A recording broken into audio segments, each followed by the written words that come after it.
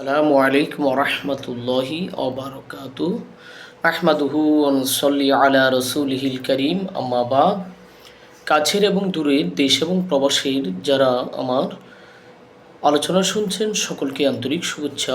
প্রিয় বন্ধুগণ, আজকে আমি এমন একটি আমল আপনাদেরকে শিখিয়ে দিব যে আমলের মাধ্যমে একদিনের ভিতরে আপনার প্রিয়জন, আপনার আপনজন, সে যত দূরেই থাকুক না কেন আপনার কাছে পাগলের মতো ছুটে আসবে। আপনি তাকে বশ করতে পারবেন। আমলটি খুব সহজ, যারা করেছে তারা ফলাফল পেয়েছে। আপনিও ট্রাই করে দেখতে পারেন।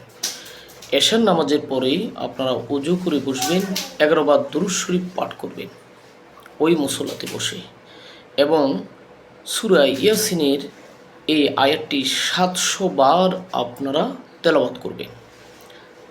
আউযু বিল্লাহি মিনাশ শাইতানির রাজিম, সালামুন কওলাম মির রাব্বির রহিম। এইভাবে মাস্ক করে নেবেন এবং শেষে 11 বার দুরূদ শরীফ পাঠ করবেন। মাত্র 1 সপ্তাহ আমল করবেন, ইনশাআল্লাহ আপনার প্রিয়জন, ভালোবাসার মানুষ পাগলের মতো আপনার কাছে ছুটে আসবে, সে যত দূরেই থাকুক না কেন।